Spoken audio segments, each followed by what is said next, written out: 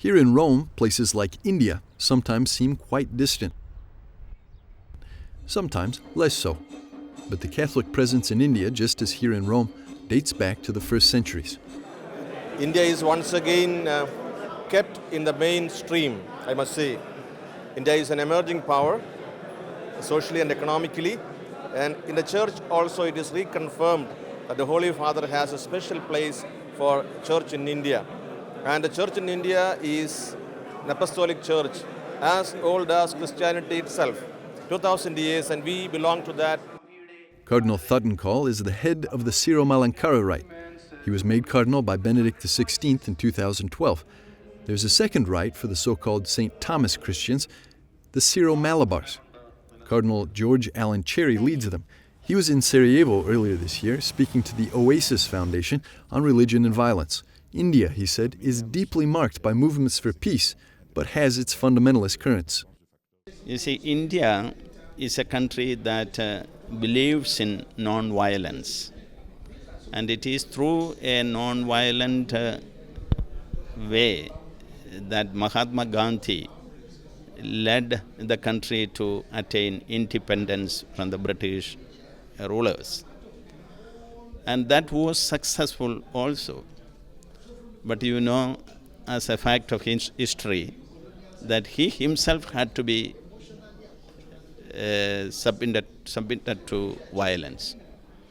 He was massacred, murdered. And violence is really coming from an evil inspiration.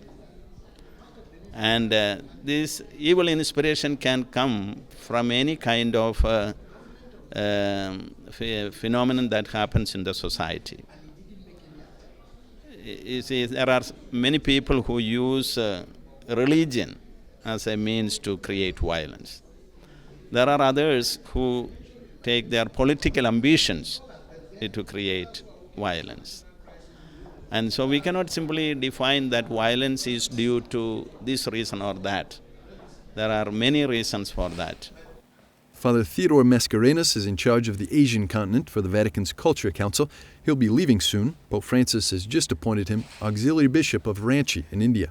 As he starts his task, he'll be battling fundamentalisms, looking to bring a simple message to the people. Evangelization in India is a very complex thing because on one side we have rising extremist forces of all sorts that impede the evangelization efforts.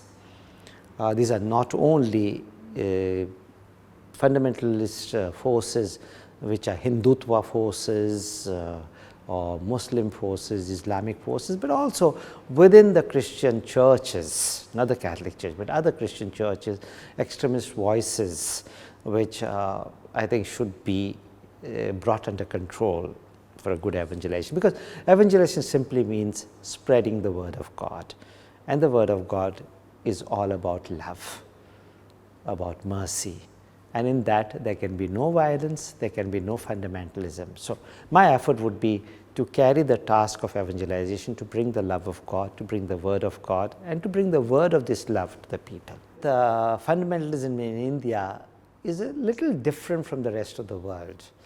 One of the reasons I feel there's fundamentalism ignited or furthered by people is because it goes against their own interests. See, evangelization breaks down the caste system. It breaks down the social order. And obviously, people who have been in control are finding evangelization a threat. Therefore, I don't see India is a beautiful, tolerant country because 95% of Hindus are tolerant. It's a very tolerant philosophy. But there is a small slice, and that is growing, that is posing a threat not only to the Christians as much as to the unity, integrity, and secularism of India. The diverse reality of the Church in India can often be seen also in celebrations in St. Peter's. As they say in Rome, there is great unity in diversity.